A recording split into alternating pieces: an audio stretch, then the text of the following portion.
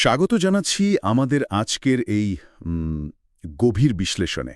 আমরা সবাই জানি যে মানুষের মন নিজেকে সান্ত্বনা দিতে কত রকম অদ্ভুত যুক্তির আশ্রয় নেয়। নিজের ভুলগুলোকে ঢাকার জন্য আমরা অবচেতনভাবেই নানা রকম অজুহাত তৈরি করি।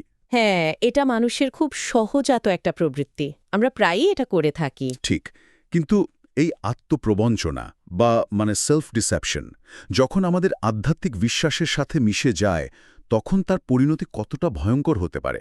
আজ আমরা ঠিক এমন একটি বিষয় নিয়ে আলোচনা করব, যা মানুষের মনস্তত্ত্বের এই অন্ধকার দিকটি উন্মোচন করে। একদম। আজকের আলোচনাটা বেশ চোখ খুলে দেওয়ার মতো একটা বিষয় হবে। আজকের আলোচনার কেন্দ্রবিন্দুতে রয়েছে একটি অত্যন্ত তাৎপর্যপূর্ণ ভার্স। প্রথমের নামটা উল্লেখ করছি। এটি হল সূরা আলে ইমরান, আয়াত ২৪। আমি এখন ঠিক আরবদের মতো নিখুঁত ও বিশুদ্ধ উচ্চারণে এর আরবি অংশটুকু তিলাওয়াত করছি। আউযুবিল্লাহি মিনাশ শাইতানির রাজিম, যালিকা বিআন্নাহুম কালু লান তামাসসানা আন-নারু ইল্লা আইয়ামাম মা'দুদাত ওয়া গাররাহুম ফি দীনিহিম মা কানু ইফতারুন। চমৎকার তিলাওয়াত। ধন্যবাদ। এই চমৎকার তিলাওয়াতের পরপরই এর আক্ষরিক বাংলা অনুবাদটি জেনে নেওয়া যাক। অনুবাদটি হল, এটা এই কারণে যে তারা বলে, গোনা কয়েকদিন ছাড়া জাহান্নামের আগুন আমাদের কখনই স্পর্শ করবে না, ঘন করবে না, আর তাদের দিনের ব্যাপারে তারা যেসব মিথ্যা উদ্ভাবন তৈরি করত তা তাদেরকে ধোকায় ফেলে দিয়েছে। সূরা আলে ইমরান ৩ নম্বর সূরার ২৪ নম্বর আয়াত। অনুবাদটি শোনার পর স্বাভাবিকভাবেই মনে হতে পারে এটি হয়তো সুদূর অতীতের কোনো একটি নির্দিষ্ট জাতির গল্প বা নিছকই একটি ঐতিহাসিক বিবরণ। হ্যাঁ, সাধারণ দৃষ্টিতে তো তেমনই মনে হয়। কিন্তু এই আলোচনার প্রেক্ষাপট যদি আমরা বিশ্লেষণ করি, তবে দেখব এই ভার্সটি শুধু অতীতের কোনো ঐতিহাসিক ঘটনা নয়, বরং এটি মানব মনের এক চিরন্তন ও ভয়ঙ্কর দিক নিয়ে কথা বলে। মনস্তাত্ত্বিক দিকটার কথা বলছেন? একদম ঠিক। মানুষ কিভাবে অবচেতনভাবে নিজেকে নিজে সান্ত্বনা দেয়, কিভাবে নিজের অপরাধবোধকে ঢাকার জন্য মনস্তাত্ত্বিক ঢাল তৈরি করে, এই ভার্সটি মূলত সেই আত্মপ্রবঞ্চনার মনস্তত্ত্বের দিকেই আঙুল তুলেছে। চলুন বিষয়টা একটু খুলে বলি। এই যে মনস্তাত্ত্বিক ধোঁকার কথা বলা হচ্ছে, এর পিছনের ঐতিহাসিক প্রেক্ষাপটটা আসলে কি ছিল? পটভূমিটা জানা খুব জরুরি। কারণ শানের নুজুল বা পটভূমি না জানলে তো এই ভার্সের আসল গভীরতাটা বোঝা সম্ভব নয়। মদিনায় সেই সময়কার পরিবেশটা ঠিক কেমন ছিল? খুব ভালো একটা প্রশ্ন করেছেন। এই ভার্সটির পটভূমি বুঝতে হলে আমাদের মদিনার ইহুদিদের তৎকালীন ভ্রান্ত বিশ্বাসগুলোর দিকে তাকাতে হবে। তারা ছিল সেই সময়ের সবচেয়ে শিক্ষিত এবং প্রভাবশালী একটি গোষ্ঠী, এলিট ক্লাস যাকে বলে। ঠিক তাই। তাদের মধ্যে একটি বদ্ধমূল ধারণা তৈরি হয়েছিল যে তারা যেহেতু নবী ইয়াকুব আলাইহিসসালামের বংশধর, তাই তারা আল্লাহর বিশেষ প্রিয় পাত্র। আর এই বংশগত পরিচয়ের কারণে আল্লাহ তাদের বেশিদিন শাস্তি দেবেন না। বংশগত পরিচয়ের একটা অহংকার কাজ করত তাদের মধ্যে। হ্যাঁ, বিষয়টা এমন পর্যায়ে পৌঁছেছিল যে তাদের নিজেদের ভেতরেই মনগড়া শাস্তির মেয়াদের দুটি আলাদা দাবি তৈরি হয়েছিল। এবং সেই দাবিগুলো এতটাই অদ্ভুত ছিল যে শুনলে মনে হয় তারা যেন নিজেদের ইচ্ছে মতো একটা ঐশ্বরিক হিসাব নিকাশ কষে শাস্তির বিশাল একটা ডিসকাউন্ট দিয়ে দিয়েছিল নিজেদেরকেই। একদম। তাদের প্রথম দলের দাবিটা তো খুবই অদ্ভুত ছিল। হ্যাঁ, প্রথম দলের দাবি ছিল যে তারা জাহান্নামে মাত্র ৪০ দিন থাকবে। কারণ হিসেবে তারা দাঁড় করিয়েছিল তাদের পূর্বপুরুষদের ইতিহাস। হজরত মুসা আলাইসাল্লাম যখন তুর পাহাড়ে গিয়েছিলেন, তখন তাদের পূর্বপুরুষরা ঠিক ৪০ দিন বাছুরের পূজা করেছিল।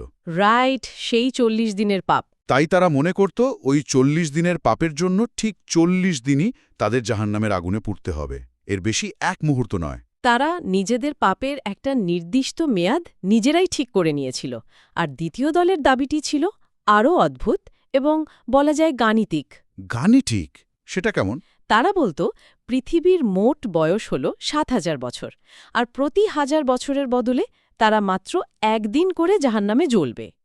৭,০০০ বছরের জন্য ৭ দিন? হ্যাঁ, সেই উদ্ভট হিসাব অনুযায়ী তাদের দাবি ছিল তারা বলজোর ৭ দিন জাহান্নামের আগুনে থাকবে এবং তারপর সেই আগুন চিরতরে নিভে যাবে। এটা তো নিজেদের মন গড়া একটা ফ্যান্টাসি ছাড়া আর কিছুই না। আল্লাহ এই ভার্সের মাধ্যমে তাদের এই সম্পূর্ণ মনগড়া থিওরি বা বানোয়াট দাবিকে কঠোরভাবে বাতিল করে দিয়েছেন। পরিষ্কারভাবে বাতিল করেছেন। তিনি জানিয়ে দিয়েছেন যে আল্লাহর আদালত কোনো বংশ, গোত্র বা জাতির পরিচয় চলে না। আল্লাহর বিচার ব্যবস্থা সম্পূর্ণভাবে ঈমান এবং আমলের ভিত্তিতে পরিচালিত হয়। এখানে কোনো ভিআইপি কোটা বা বিশেষ ছাড় নেই। ঠিক এই জায়গাতেই বিষয়টা দারুণ কৌতূহল উদ্দীপক হয়ে ওঠে। এই ভার্সটির প্রতিটি শব্দের যে গভীরতা, তা যদি আমরা একটু ভেঙে ভেঙে বিশ্লেষণ করি, তাহলে মানব মনের এক অদ্ভুত ধূর্ততা চিত্র ফুটে ওঠে। অবশ্যই আমরা এটাকে ভাগ করে আলোচনা করতে পারি। এই ভার্সটিকে আমরা ব্যাখ্যার সুবিধার জন্য ৩টি মূল অংশে ভাগ করতে পারি। প্রথম অংশটি হল, এটা এ কারণে যে তারা বলে। এই কথার সূত্র ধরে আমরা যদি পূর্ববর্তী ভার্স অর্থাৎ ৩ নম্বর সূরার ২৩ নম্বর আয়াতের দিকে তাকাই, সেখানে বলা হয়েছিল যে তারা তাওরাত থেকে মুখ ফিরিয়ে নিত এবং অবাধে পাপ করত। কিন্তু কেন তারা এমনটা করত? তার মূল কারণ হল আখেরাতের শাস্তির ভয়ের অভাব। যখন কোনো মানুষের বা জাতির মন থেকে পরকালের শাস্তির ভয় সম্পূর্ণ উঠে যায়, তখন তাদের পক্ষে যে কোনো অপরাধ করা সম্ভব হয়ে ওঠে। শাস্তির ভয় না থাকাই হলো তাদের সব পাপের মূল চালিকা শক্তি। তার মানে মনের ভেতরে কোনো ভয় বা জবাবদিহিতার অনুভূতি না থাকলে কোনো আইনই আর কাজ করে না। একদম তাই। এরপর দ্বিতীয় অংশটি হল, গোনা কয়েকদিন ছাড়া আগুন আমাদের স্পর্শ করবে না। আরবিতে আইয়ামান মওদুদাত। এই আইয়ামান মওদুদাত শব্দটার অর্থ তো হাতে গোনা কয়েকদিন। হ্যাঁ, মাত্র কয়েকদিন। তারা মূলত জাহান্নামকে একটি শর্ট টার্ম ডিটেনশন ক্যাম্প হিসেবে ভাবতে শুরু করেছিল, যেন এটা কোনো পিকনিক স্পট বা উইকেন্ড ট্রিপ, একটু ঘুরে আবার চলে আসবে। নিখুঁত উপমা দিয়েছেন। তাদের চিন্তাটা ছিল এমন যে একটু কষ্ট করেই তো আমরা জান্নাতে চলে যাব, তাহলে আর এত নিয়মকানুনের ধারধারি কেন? এই চিন্তাধারাই তাদের বেপরোয়া করে তুলেছিল। আর তৃতীয় অংশটি হল, তাদের দিনের ব্যাপারে তারা যেসব মিথ্যা উদ্ভাবন করত তা তাদের ধোঁকায় ফেলে দিয়েছে। এই অংশটা সবচেয়ে ভয়ঙ্কর এবং অত্যন্ত সূক্ষ্ম একটা ব্যাপার। কারণ আল্লাহ বা কোনো নবী কিন্তু কখনোই এমন কথা বলেননি যে তারা জাহান্নামে যাবে না মাত্র কয়েকদিন থাকবে। এটি ছিল তাদের সম্পূর্ণ নিজেদের বানানো কথা বা ফ্যাব্রিকেশন, হ্যাঁ।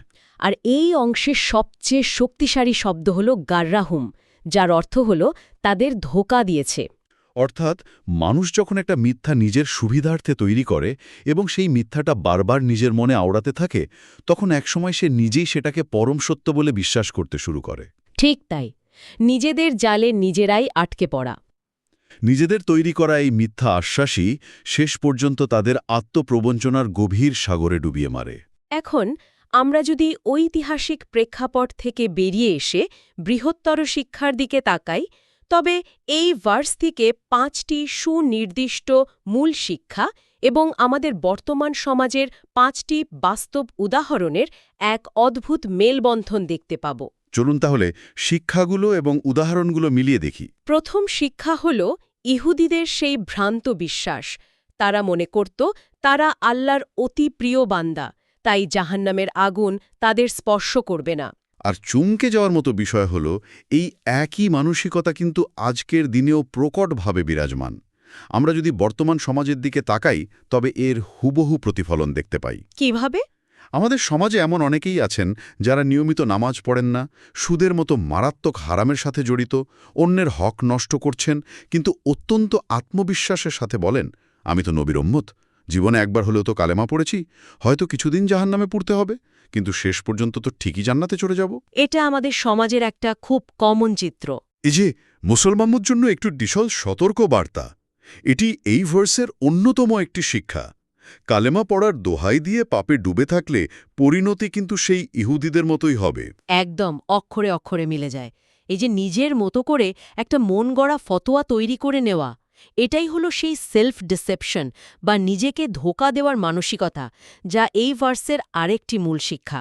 মানুষ সত্যি অত্যন্ত চতুর প্রাণী। হ্যাঁ, সে নিজের পাপ বা অপরাধ বোধকে ঢাকার জন্য এমন কিছু ফতোয়া তৈরি করে যাতে পাপ করাটা তার জন্য সহজ ও স্বস্তিদায়ক হয়। অনেকেই নিজেদের সুবিধামতো ধর্মের একটা ঢিলেঢালা ব্যাখ্যা দাঁড় করান। যেমন অনেকেই বলেন, আল্লাহ তো রহমান। ঠিক, তারা প্রায় দাবি করেন আল্লাহ তো রহমান, তিনি পরম দয়ালু, তিনি কি এত কঠোর হবেন, তিনি সব মাফ করে দেবেন। হ্যাঁ, আল্লাহর দয়ার এই দোহাই দিয়ে তারা বছরের পর বছর অবলীলায় নিজেদের পাপকার্য চালিয়ে যান। আবার এই আত্মরক্ষার বা পার পেয়ে যাওয়ার আরেকটা বড় হাতিয়ার হল অহংকার ও জাত্যভিমান, বংশগত অহংকার। অনেকেই ভাবেন, আমরা উমুক নেককার বংশের সন্তান, আমাদের রক্ত বিশুদ্ধ, আমাদের পূর্বপুরুষরা অনেক বড় ধার্মিক ছিলেন, তাই আমাদের কিছুই হবে না। এই বংশগত অহংকার মানুষকে অন্ধ করে দেয় এবং ঠিক বনি ইসরায়েলের মতো ধ্বংসের পথে হাঁটায়। এর সাথে আরেকটি মারাত্মক উদাহরণ যুক্ত হয়, তা হল পীর ফকিরের অন্ধভক্তি। সমাজে এমন একটি ভ্রান্ত বিশ্বাস প্রচলিত আছে যে আমি অমুক বড় পীরের মুরিদ বা আমি অমুক বুজুর্গের বংশের লোক, তাই হাসরের মাঠে পীর সাহেব আমাকে ঠিকই পার করে নিয়ে যাবেন। এই বিশ্বাস তো মানুষকে আমল করা থেকে দূরে সরিয়ে দেয়। ঠিক তাই। এই যে একটা মিথ্যা আশ্বাস, এই বিশ্বাস মানুষকে সঠিক আমল করা থেকে সম্পূর্ণ দূরে সরিয়ে দেয়। আর এখানেই আসে ভার্সটির আরেকটি কোর টিচিং, ধর্মে বিদাত ঢুকানোর ব্যাপারটা। হ্যাঁ, ধর্মে মন গড়া কুসংস্কার বা বিদাত ঢোকানোর ভয়াবহতা। দিনের ভেতরে যখন নিজেদের মন গড়া কথা, মিথ্যা আশ্বাস বা কুসংস্কার ঢুকিয়ে দেওয়া হয়, তখন তা ধীরে ধীরে মানুষের মূল ঈমানকেই ধ্বংস করে দেয়। এই মিথ্যাগুলো উইপোকার মতো ভেতর থেকে ঈমানকে কুড়ে কুড়ে খায়। আর এই সবকিছুই কিন্তু ঘটে পরকালের শাস্তিকে ছোট করে দেখার প্রবণতা থেকে। আগের আয়াতের সাথে এই ভার্সের সম্পর্কটাও তো এখানে। আখেরাতের ভয় নেই দেখেই তারা আল্লাহর বিধান থেকে মুখ ফিরিয়ে নেয়। শাস্তিকে তারা একদমই গুরুত্ব দেয় না। অনেকেই কথায় কথায় বলে ফেলেন, জাহান্নামের আগুন তো, একটু সহ্য করে নেব। অথচ বাস্তবতা হলো দুনিয়ার একটা সামান্য মোমবাতির আগুন বা ম্যাচের কাঠি জ্বালালে সেই ছোট আগুনটুকু আমরা 1 মিনিট টানা আঙ্গুলি দিয়ে সহ্য করতে পারি না। 1 মিনিট তো দূরের কথা, কয়েক সেকেন্ডও না। সেখানে জাহান্নামের আগুনকে একটু সহ্য করে নেব বলাটা চরম অজ্ঞতা ছাড়া আর কিছুই নয়। এখানে সবচেয়ে চমকপ্রদ বিষয়টা হল এই পুরো বিষয়টির বিজ্ঞানভিত্তিক ও মনস্তাত্ত্বিক বিশ্লেষণ। আমরা যদি এই ভার্সটিকে মনোবিজ্ঞানের দৃষ্টিকোণ থেকে বিশ্লেষণ করি, তাহলে উইশফুল থিঙ্কিং বা যা মন চায় তাকেই সত্য বলে ধরে নেওয়ার একটি নিখুঁত উদাহরণ দেখতে পাব। মানুষ যা বিশ্বাস করতে চায় সেটাই সত্য বলে ধরে নেয়। ঠিক, এর সাথে যুক্ত আছে কগনিটিভ ডিসোনেন্স বা মানসিক যন্ত্রণার বিষয়টি। এই কগনিটিভ ডিসোনেন্স ব্যাপারটা তো আমাদের দৈনন্দিন জীবনেও খুব দেখা যায়, তাই না? হ্যাঁ, প্রচুর দেখা যায়। ধরুন, একজন মানুষ খুব ভালো করেই জানেন যে ধূমপান স্বাস্থ্যের জন্য ক্ষতিকর এবং এটি ক্যান্সারের কারণ হতে পারে, কিন্তু এই অপরাধবোধ বা অস্বস্তি থেকে বাঁচার জন্য তিনি নিজেকে সান্ত্বনা দেন এই বলে যে আরে আমার দাদা তো সারা জীবন ধূমপান করে 90 বছর বেঁচেছিলেন, আমারও কিছু হবে না। এটা খুব সুন্দর একটা উদাহরণ। মানে রূঢ় সত্যটাকে এড়িয়ে নিজের জন্য একটা আরামদায়ক মিথ্যা বা কমফর্ট জোন তৈরি করা। চমৎকার একটি উপমা দিয়েছেন। ঠিক এই মনস্তত্ত্বটাই কাজ করেছিল মদিনার সেই ইহুদিদের মধ্যে।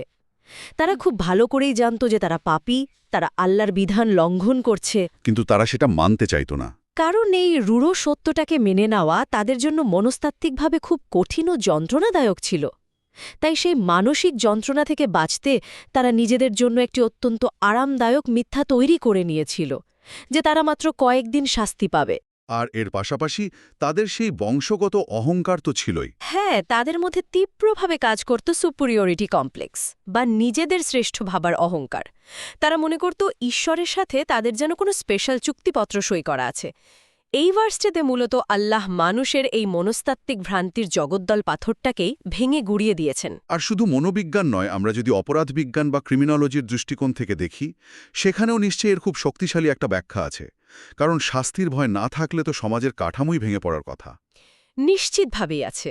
অপরাধ বিজ্ঞানের একটি অত্যন্ত গুরুত্বপূর্ণ তত্ত্ব হল ডিটারেন্স থিওরি বা অপরাধ নিবৃত্তিমূলক তত্ত্ব। এই তত্ত্বটা আসলে কি বলে? এই তত্ত্বের মূল কথা হল অপরাধ দমনের অন্যতম প্রধান শর্ত হল শাস্তির পর্যাপ্ত ভয় থাকতে হবে। যদি কোনো অপরাধী আগে থেকেই জানে যে তার অপরাধের শাস্তি খুব সামান্য হবে বা সে কোনো ফাঁকফোকর দিয়ে সহজেই পার পেয়ে যাবে, তবে সমাজে অপরাধের মাত্রা জ্যামিতিক হারে বেড়ে যায়। তার মানে ব্যাপারটা হলো, রাস্তায় যদি ট্রাফিক পুলিশ না থাকে বা সিগন্যাল ভাঙার জরিমানার পরিমাণ যদি মাত্র 10 টাকা হয়, তাহলে কেউই আর ট্রাফিক আইন মানবে না। একদম ঠিক। জরিমানা দিয়ে সবাই সিগন্যাল ভাঙতে চাইবে, কারণ 10 টাকা তো কোনো ব্যাপারই না। একদম সঠিক। ইহুদিদের ক্ষেত্রেও ঠিক এটাই ঘটেছিল। এই যে তাদের মনে একটা ভ্রান্ত বিশ্বাস জন্ম নিয়েছিল যে তাদের শাস্তি হবে খুব সামান্য বা শর্ট টার্ম, এই বিশ্বাসটাই তাদের বেপরোয়া করে তুলেছিল। আর এই বেপরোয়া মনোভাবের কারণেই তারা বড় বড় পাপ করতে কুণ্ঠাবোধ করেনি। এর ফলেই তারা আল্লাহর কেতাব বিকৃত করা, এমনকি নবী হত্যার মতো বিশাল ও জঘন্য পাপ করতে সাহসী হয়েছিল। শাস্তির ভয় না থাকাই তাদের চরম অপরাধের দিকে ঠেলে দিয়েছিল। ভয়ঙ্কর একটা ব্যাপার। যদি আমরা বৃহত্তর প্রেক্ষাপটের সাথে একে মেলাই, তাহলে আজকের এই পুরো আলোচনা এবং ভার্সটি থেকে প্রাপ্ত চূড়ান্ত 5টি শিক্ষা আমাদের সামনে দিনের আলোর মতো স্পষ্ট হয়ে যায়। শিক্ষাগুলো আমরা একটু সংক্ষেপে রিক্যাপ করে নিতে পারি। তো দিনের নামে বা ধর্মের নামে কোনো বানোয়াট কথা, মনগড়া ফতোয়া বা মিথ্যা আশ্বাসকে কখনোই বিশ্বাস করা যাবে না। তৃতীয়ত, আল্লাহর ন্যায়বিচারের উপর পূর্ণ আস্থা রাখতে হবে। আল্লাহ হলেন ইনসাফকারী। তিনি অপরাধের শাস্তি দেবেনই, অপরাধীর বংশ, গোত্র বা পরিচয় যাই হোক না কেন। চতুর্থত, কিছুদিন আগুনে জ্বলে তারপর জান্নাতে যাব, এই চিন্তাধারাটি হল শয়তানের সবচেয়ে বড় এবং সফল ধোঁকাগুলোর একটি। একদম ঠিক, কারণ এই ধোঁকায় পড়ে পাপে ডুবে থাকলে যদি ঈমান নষ্ট হয়ে যায় তবে চিরকাল জাহান্নামে থাকতে হবে। আর পঞ্চম শিক্ষাটি হল পঞ্চমত, ধর্মের নামে নিজের মন গড়া মতবাদ, কুসংস্কার বা বিদাত মানুষকে অবধারিতভাবে ধ্বংসের দিকে নিয়ে যায়। তাহলে এই সব কিছুর অর্থ আসলে কি দাঁড়ালো? আলোচনার সার কথা টানলে বিষয়টা খুব পরিষ্কার। আল্লাহর আদালতে কোনো ভিআইপি কোটা বা বংশগত ছাড় বলে কিছু নেই। নিজেকে মিথ্যা সান্ত্বনা দেওয়া, মনস্তাত্ত্বিক কমফোর্ট জোনে লুকিয়ে থাকা আজই বন্ধ করতে হবে। জাহান্নাম কোনো পিকনিক স্পট নয়। হ্যাঁ, জাহান্নাম কোনো পিকনিক স্পট বা শর্ট টার্ম ডিটেনশন ক্যাম্প নয় যে কিছুদিন থেকে আবার আরাম করে ফিরে আসা যাবে। এই ভয়ঙ্কর আগুন থেকে বাঁচার জন্য নিজের সর্বোচ্চ চেষ্টাটুকু করতে হবে। মনে রাখতে হবে, মিথ্যা আশ্বাস নয়, বরং সঠিক এবং বিশুদ্ধ আমলই হল নাজাত বা মুক্তির একমাত্র উপায়। একদল খাঁটি কথা। এতক্ষণ ধরে আমরা যে গভীর আলোচনাটি করলাম তা নিশ্চয়ই অনেক চিন্তার খোরাক জুগিয়েছে। যদি আমাদের এই রকম ভিডিও বা বিশ্লেষণ ধারাবাহিকভাবে পেতে চান তাহলে অবশ্যই সাবস্ক্রাইব করতে ভুলবেন না। আজকের এই পুরো আলোচনাটি শেষে এটি একটি অত্যন্ত গুরুত্বপূর্ণ প্রশ্নের জন্ম দেয়, যা আমাদের সবাইকে গভীরভাবে ভাবা উচিত। প্রশ্নটা কি? যখন কোনো সমাজ, গোষ্ঠী বা জাতি নিজেদের আরাম ও পার্থিব সুবিধার জন্য ধর্মের প্রকৃত সত্যকে বিকৃত করে মন গড়া ব্যাখ্যা দাঁড় করিয়ে সান্ত্বনা খোঁজে, তখন সেই বিকৃত বিশ্বাস কি আদৌ তাদের মুক্তির পথ দেখায়, খুব গভীর একটা প্রশ্ন। নাকি তা নিঃশুকই নিজেদের অপরাধবোধকে ঢাকার জন্য মনস্তাত্ত্বিক আত্মরক্ষার একটা ব্যর্থ ঢাল মাত্র? এই প্রশ্নের উত্তর খোঁজার দায়িত্বটুকু আজ চিন্তাশীল শ্রোতাদের ওপরই রইল।